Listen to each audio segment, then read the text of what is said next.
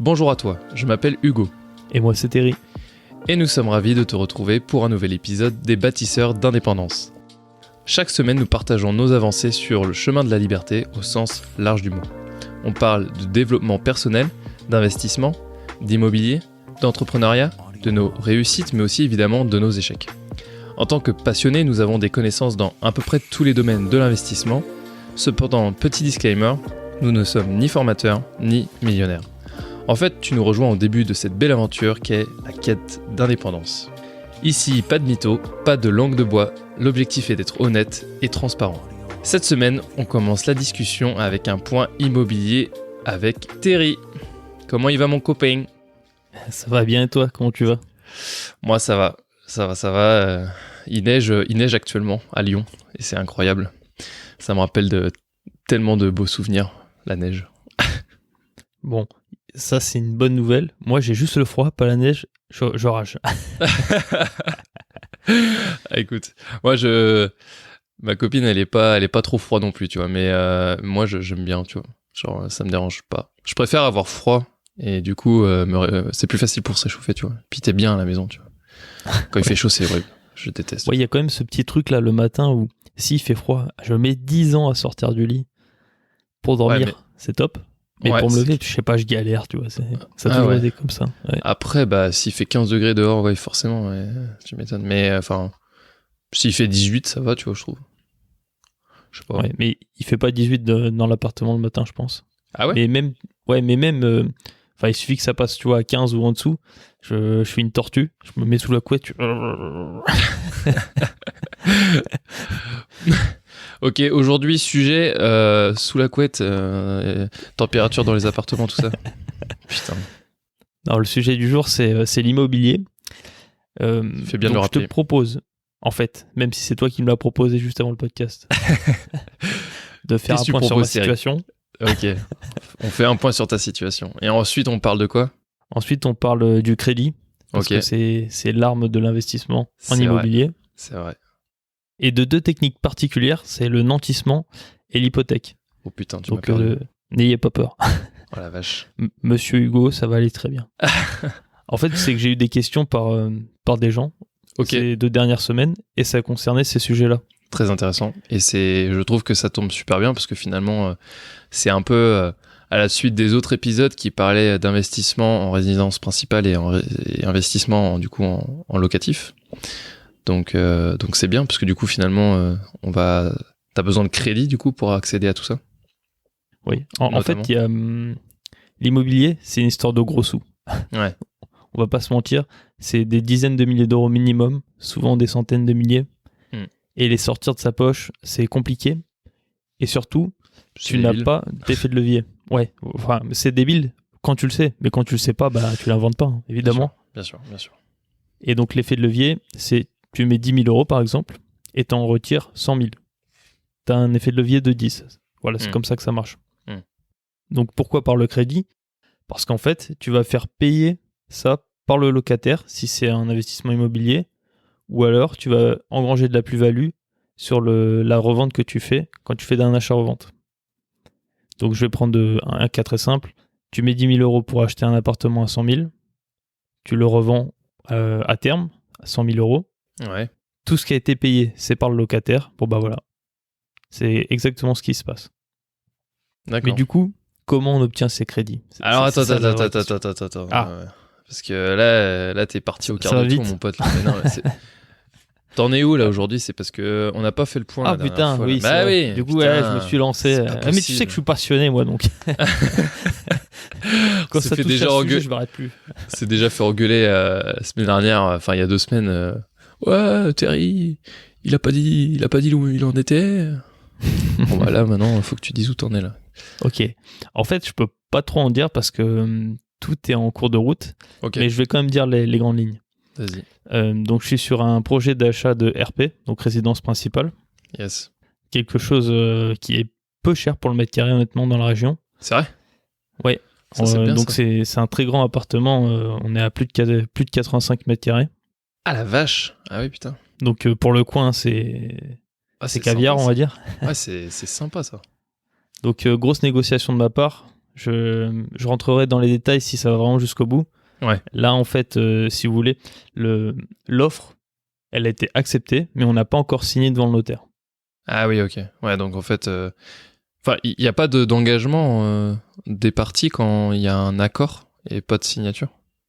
En fait, c'est un engagement verbal, mais bon, ça vaut rien. Et là, on a signé un papier pour dire qu'on donnait, qu'on proposait tant. Ouais. L'acheteur, il l'a signé aussi. Ouais. En fait, concrètement, ces papiers-là, ça vaut pas grand-chose. D'accord. En fait, tant que tu n'es pas passé devant quelqu'un d'officiel, donc là, en l'occurrence, le notaire, tu as beau signer ce que tu veux, ça va pas mener bien loin. Ok. Et quand bien même ça pourrait mener plus loin, en fait, ça va mettre des mois et des mois à se faire. Ça vaut pas le coup, il vaut mieux passer à autre chose, avancer, pas rester sur une défaite, j'ai envie de dire. Ouais, non, bien sûr. Faut rester dynamique. Ouais. Bon, après, il y en a qui sont plus obstinés que d'autres, mais ok. Et t'as un autre projet sur lequel tu travailles ? Ouais, j'ai aussi un projet locatif, donc un immeuble entier, avec création de logements, création de places de parking, etc. Donc du très très lourd. Wow, mais on est à peu près au même point. Ça devrait s'éclaircir la semaine prochaine. Ça, j'en parlerai dans le prochain point IMO. Ouais, si ça s'éclaircit d'ici là, quoi. Mais ouais, carrément. Ouais, j'espère. Hâte d'avoir plus de nouvelles parce que là, tu nous donnes à manger, là, mais tu nous retires la nourriture en même temps, là. Enfoiré. En fait, c'est que j'ai charbonné, mais dans l'immobilier, tout prend du temps. Mais de ouf. C'est quand même dingue parce que finalement, tu vois, ça me fait rigoler, je fais un petit aparté, mais tu sais, on a commencé quand même les podcasts en fin septembre, tu vois, donc le 30. Ouais. Et on a dit, du coup, on a des objectifs, tout ça, on est sympa, on fait des points, et on passe vraiment à l'action, quoi. Enfin, je veux dire, tu vois, tu nous montres quand même, alors les gens peuvent pas le prouver, tu vois, mais enfin, le vérifier, mais bon, si on dirait des conneries, ça se saurait quand même. Et moi, de mon côté, c'est pareil, enfin, après, je reparlerai en point entrepreneuriat, mais c'est pareil, ça avance de mon côté aussi. Donc, je trouve ça cool, tu vois. Mais en même temps, tu sais, c'est un peu comme une prophétie auto-réalisatrice. Plus t'en parles, plus t'as de chances que ça se passe vraiment. Ouais, c'est vrai. Et donc là, toutes les semaines, on se fait un point. Si derrière je fais pas des visites IMO, que je me lance pas dans des projets, je me sentirais comme un voleur, tu vois. Ouais, c'est vrai. Non mais c'est vrai. Puis si moi, je veux être bien dans ma tête, faut que j'avance. Pas le complètement. Choix. Moi, c'est mon métier, donc de créer des boîtes. Donc tu vois, ça tombe très très bien. Ouais. Mais c'est pareil, ça tu l'aurais pas fait si t'étais pas déjà plongé là-dedans. C'est clair. Mais c'est cool parce que, enfin, tu vois, je m'inquiétais un petit peu de savoir ce qu'on allait dire, enfin, en tout cas, si on allait pouvoir tenir toutes les semaines. Et finalement, moi, je trouve que ça va, tu vois. Faudrait que les gens nous disent un petit peu ce qu'ils en pensent. On n'a pas énormément de retours. N'hésitez pas à nous dire s'il y a des choses à améliorer, s'il y a des choses que vous voulez qu'on discute. Il y a plein de sujets à aborder. Évidemment, on a noté ça dans un coin, mais on essaye de structurer un petit peu les choses pour à la fois vous faire plaisir et nous faire plaisir, quoi. Ouais. Après, on a quand même une trentaine de sujets d'avance. Hein. Ouais, non, mais clairement. On va pas se mentir. Mais bon, il y a des priorités. Et puis, il y en a aussi qui sont au fil de l'eau. Par exemple, j'avais pas prévu du tout de parler de nantissement et d'hypothèque. J'ai eu des questions, et ben voilà, je réagis, et puis on fait un beau podcast là-dessus. Ça tombe super bien. Bon, du coup, sujet. Alors, déjà, c'est quoi ces termes ? Je vais commencer par l'hypothèque qui est la plus connue des deux. Parce que ça, en fait, on le voit partout, ce mot. On le voit dans le Monopoly, d'ailleurs. Je viens d'y penser, là. Parce qu'en fait, il y a plusieurs types d'hypothèques. Ce qu'on voit dans le Monopoly, c'est l'hypothèque judiciaire. C'est-à-dire qu'il y a un problème, on vient de saisir ton bien pour rembourser. Exactement. Donc, c'est pas de celle-là que je vais parler, hein, concrètement. D'accord. Moi, je vais parler d'une hypothèque immobilière. En fait, c'est classique, c'est l'hypothèque classique. Mm-hmm. C'est celle où tu te sers d'un bien pour en acheter un autre. On va prendre un exemple concret. Tu as une maison que tu as soit fini de rembourser, soit même partiellement fini. Elle vaut 100 000 euros. Ouais. Ça a été visité par un agent IMO. Il t'a donné un papier comme quoi ça vaut 100 000 euros. Voilà. Tu as, je sais pas, 15 000 euros de côté et tu veux faire un achat immobilier de 200 000 euros. Donc là, tu vas devoir faire un effort auprès de la banque. C'est soit avoir une très bonne situation, soit mettre de l'apport, soit faire une hypothèque. Donc en fait, tu te sers de ta maison pour dire, bah voilà, ça c'est la garantie que j'ai de la valeur latente et vous allez vous servir de ça si jamais je n'arrive pas à rembourser moi. En fait, on donne une garantie à la banque et elle est bien contente en général de prendre cette garantie puisque c'est très sûr. L'argent sur le compte en banque, tu peux le perdre. Ouais. La maison, avant qu'elle se dévalue, c'est long les cycles d'immobilier, donc il y a peu de chances que ça arrive. C'est des choses qui plaisent beaucoup aux banques, ce genre de produits. D'accord. Et donc, mais ça, c'est dans le cas si t'as déjà un bien immobilier. Ouais, en fait, l'hypothèque, ça concerne ceux qui ont déjà quelque chose. Ouais, ok. Mais c'est important de le savoir avant parce que tu vas être vite bloqué dans l'immobilier si tu connais pas quelques techniques. Ouais, Donc, bien sûr. je vais m'expliquer. Aujourd'hui, les banques, elles prêtent environ 100% du prix du logement. Donc, je prends encore un exemple. Tu vas acheter quelque chose à 100 000 euros, tu vas devoir avancer les frais de notaire.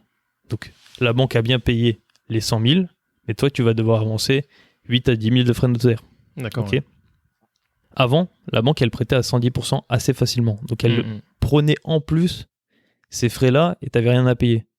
Mais bon, c'est une époque qui est un peu passée. Qui est révolue. Même si ça peut se faire. Enfin, je lis des fois des commentaires de gens qui arrivent à le faire.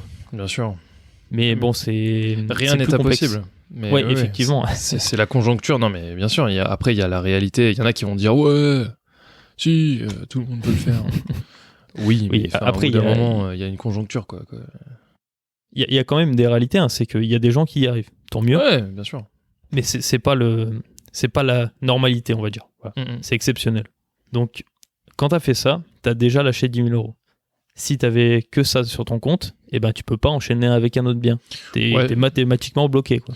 Ouais, puis t'es un petit peu dans la merde si tu fait que ça. On vous le conseille pas, en tout cas, d'avoir que 10 000 euros sur votre compte. C'est mieux d'avoir un peu d'argent de côté après l'achat. Mais bon, en fait, tu peux quand même tenter le tout pour le tout. Tu vois. Moi, ça me dérangerait pas, perso. J'ai pas peur. Ah ouais?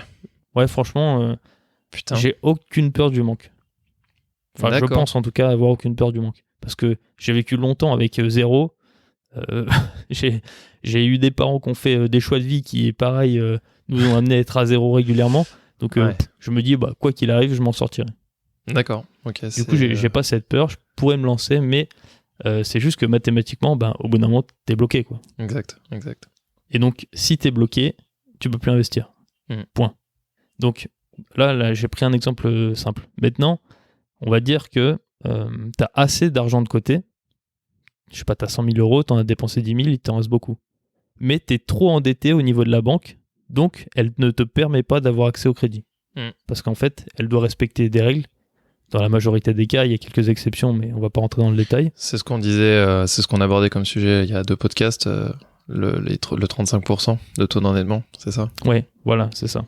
Et donc, pour suivre ces règles, le calcul est assez simple.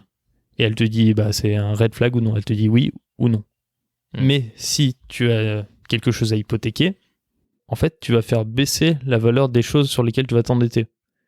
Donc, on va reprendre le même exemple de 100 000 euros pour le bien que tu vas acheter. Tu fais une hypothèque de 50 000 euros, tu mets 10 000 de ta poche, tu n'as plus que 30 000 ou 40 000 40 000 empruntés, pardon. Et du coup, ça te fait des mensualités beaucoup plus petites. Donc, tu peux te permettre d'avoir beaucoup plus de crédit. D'accord. Différent, je veux dire. Mais l'hypothèque, elle est sur toute la durée du crédit? L'hypothèque, elle prend fin que quand le crédit se solde et que tu paies pour faire un acte notarié, ou alors 30 ans après avoir été soldé. D'accord. Et on peut imaginer, du genre, tu fais une opération de résidence principale, donc typiquement, tu mets en hypothèque ta résidence principale. T'achètes un autre bien. Ouais. T'as des mensualités très faibles. Je pense que t'as pas fait exprès, mais c'est hyper intéressant ta question. Imaginons que, moi je suis sur l'achat d'une RP là en ce moment. Ouais. Je vais donner des chiffres fictifs, mais imaginons que ça vaut 200 000 euros au moment de l'achat. Je fais, je sais pas, 20 000 euros de travaux et elle en vaut 300 000. Bon, truc de ouf, hein, ça, dans la réalité, ce sera pas des aussi bons chiffres. Mais... voilà. Ouais. Et en fait, t'as gagné 100 000 euros de valeur. Ouais. Même si t'as pas commencé à rembourser le crédit, hein, c'est juste que ça vaut 100 000 de plus. Enfin, 80 000 plutôt. C'est à 200 plus 20. Ouais, mais imaginons que tu les as mis de ta poche. Imaginons que tu as fait un crédit de 100 000, c'est ça que je voulais dire. Ouais, ok, ouais. Et du coup, tu as 100 000 euros de valeur latente sur ton bien. Ça, tu peux la faire expertiser. D'accord. Et tu peux t'en servir comme hypothèque pour le prochain. Ah putain. Ouais, c'est ça la force de l'hypothèque. Mais tu sais que ça, c'est un truc de ouf. Parce que quand je suis parti au Canada il y a 2 ans, la famille qui m'a accueilli, ils m'ont parlé de ça. Qu'ils ont hypothéqué en fait leur bien, ils ont expertisé leur bien et qu'en fait, ça leur avait donné accès à du crédit, qu'ils avaient pu acheter d'autres biens avec ça. Ah, c'est top, tu me l'avais pas dit ça. Non, je te l'ai pas dit, je te l'ai jamais dit, mais parce que tu sais, ça m'a jamais fait tilter, et puis moi, l'immobilier, c'était peut-être encore loin de toi. C'est exactement. Mais c'est putain, c'est ouf en vrai. Alors attends, parce que, enfin, je veux dire, parce que là, du coup, il y a quand même deux choses différentes sur l'hypothèque. Il y a la première voie où t'as un bien, tu hypothèques, voilà, la valeur de ton bien actuel, t'en hypothèques une partie ou entièrement pour avoir accès à un autre crédit, et t'as une RP ou que t'as rénové qui vaut plus cher, que tu fais expertiser, et du coup, cette différence-là te permet d'avoir du crédit, c'est ça ?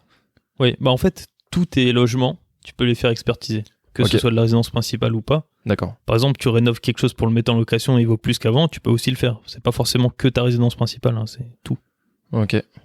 Après, il y a une limite quand même à ça, c'est qu'il y a des petits frais à payer. Il faut avancer un peu d'argent. Alors, je sais pas les sommes parce que je l'ai jamais fait. Hein. Ouais. Je connais toute la théorie sur l'immobilier d'une manière générale parce que ça me passionne, mais il y a plein de trucs que j'ai pas fait, soyons clairs là-dessus. Donc, je sais pas exactement les frais, mais il me semble que c'est dans les 500 à 1000 euros.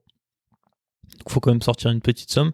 Et c'est pareil à la fin, il me semble, pour bien finir l'hypothèque, il faut faire la même chose. Et je sais que par contre, si tu laisses courir 30 ans après, parce que tu refais pas d'hypothèque sur le même bien, ça disparaît et puis t'as rien à payer. Mais bon, c'est des cas longs. Quoi. Ouais. Bon, tu m'as un peu perdu, mais ok. Ok. Bon, non, c'est quand même des notions complexes, mais... Oui, c'est des notions complexes.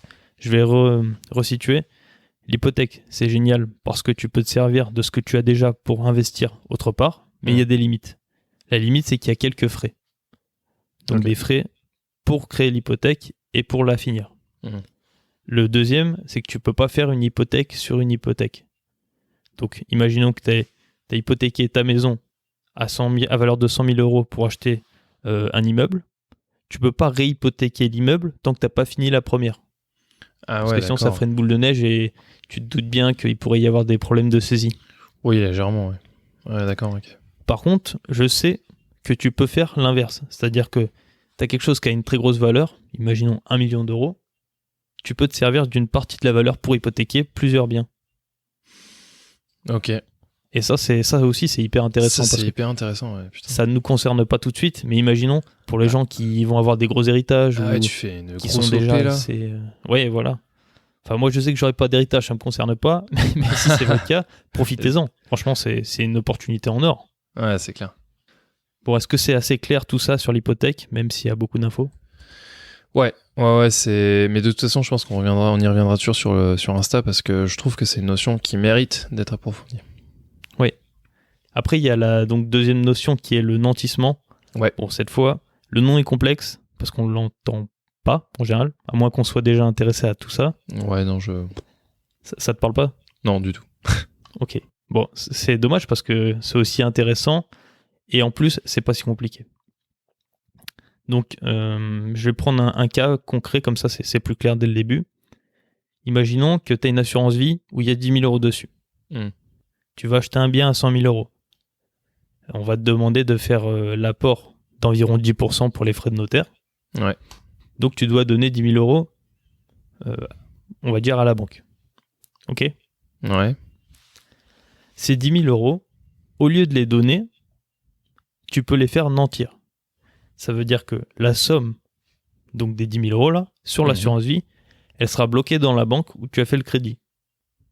Mais... Donc, attends, parce que du coup là tu parles d'assurance vie là, mais nantir ça veut dire quoi ? Ça veut dire que tu les places sur un livret d'assurance vie ? Ça veut dire que tu les bloques. Ouais, ok. Donc là j'avais pris une assurance vie. Ouais. Et voilà. Donc dans la banque tu vas bloquer ces 10 000 euros sur l'assurance vie. Tu pourras pas les retirer sur la durée du crédit jusqu'à remboursement. Ouais. Remboursement ou remboursement partiel. Ouais, jusqu'à remboursement pour rester simple. Ouais. Par contre, cette somme existe toujours. Tu ne l'as pas perdue, elle est juste bloquée. Alors pourquoi c'est intéressant ? Parce que sur l'assurance vie, tu peux choisir différents placements et tu peux créer de la valeur avec ton assurance vie. Bah ouais, imaginons carrément. que tu aies, 4% par an, tu crées de la valeur. Bah ouais, carrément. Donc au lieu de perdre cet argent, tu l'as fait travailler et tu la récupères à la fin en plus. Est-ce que Donc- t'as pas l'impression d'avoir la crème et l'argent de la... C'est ce que j'allais te dire. J'ai l'impression d'avoir le beurre, l'argent du beurre et le cul de la crémière à la fois. Parce que je me dis, attends, du coup là t'empruntes à 110%. Parce que du coup avec les 10 000 euros... Ah non, c'était 10 000 euros quoi. Ils t'appartiennent à toi. Ah ok. Donc bon. Donc t'as bien emprunté que 100%. Enfin, Ouais, donc t'as bien emprunté 100%. T'as emprunté 100%, donc 100 000 T'as euros. bien fourni les 10%. Mais que tu places sur une assurance vie par exemple, hein, mais en tout cas sur Un produit de la banque. Un produit de la banque, type Oui. assurance vie. Et là, du coup, t'es censé gagner de l'argent, normalement. Et Ouais. en plus, tu le récupères à la fin, ce qui est... C'est incroyable. Hein. Ça me paraît trop beau pour être vrai. Ça te paraît trop beau pour être vrai. Et pourtant, c'est le cas. C'est dingue. Je pourrais peut-être en parler prochainement de ce truc-là en personnel. Mais Ouais. en fait, c'est assez connu par les investisseurs. Ouais, tu verras. Ok. C'est assez connu. C'est même, comment dire, c'est une des bases pour éviter de perdre de l'argent quand tu fais des crédits. Quand je dis perdre, c'est pas les perdre vraiment, c'est ne plus y avoir accès. D'accord, ok. Parce qu'en fait, au bout de, je sais pas, quelques années, imaginons 3 ans, tu revends, bah tu récupères ça direct. C'est ça qui est beau. Ouais, putain, donc... Ouais, mais puis sur 3 ans, ça a quand même le temps de prendre... par exemple, 3 fois à 4%, quoi. Ouais, avec les intérêts composés, ça fait un petit peu plus. Ça fait un peu plus. Mais ouais. bon, tu vas être dans les 14, 15, un truc comme ça. Ouais, mais c'est... C'est pas mal, hein. C'est pas mal. Ouais, c'est pas mal. En fait, l'immobilier, c'est assez fou parce que plus tu creuses, plus tu te rends compte qu'il y a des trucs incroyables comme ça. Ouais, c'est ok. Ouais, c'est vraiment... Mais du coup, tu m'étonnes qu'on n'entend pas parler. C'est tellement beau que, à mon avis... Ben, je sais pas. C'est peut-être pas le premier conseil que t'entends Oui, en ça c'est parlant sûr. d'immobilier. En fait, comment dire, si jamais t'es un vendeur de formation, j'ai rien contre ça. Hein. Moi, j'ai déjà acheté des formations et tout, et c'est... Voilà, j'en suis satisfait. J'ai rien contre ça. Cependant, imaginons que tu prends 5 heures pour faire la formation, tu leur dis, bah voilà, tous les outils, ils sont à la banque, et vous avez plus qu'à faire ça. C'est fini.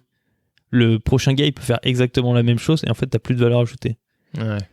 Donc en fait, ce qu'ils vont faire les formateurs, c'est aller très loin dans le petit détail qui est pas hyper utile, mais aller très loin, très technique, etc. Et en fait, ils vont te vendre cette valeur-là. Mais finalement, tu t'es concentré sur les trucs un peu nuls, un peu inutiles, et t'as oublié tout le plus important, tous les vrais leviers d'enrichissement. Ouais, c'est clair. Voilà mon avis. Après, c'est peut-être pas vrai pour tout le monde, hein, mais voilà. Ouais, bien sûr, non, mais c'est intéressant. Mais du coup, c'est pour ça que du coup, il y a un peu de la suite dans nos idées. C'est que on parle, tu vois, d'investissement en RP, d'investissement locatif. Et là, maintenant, on parle de comment on accède à ça. Alors, on en a quand même parlé de l'hypothèque, mais ça, c'est des gens qui ont déjà de l'immobilier.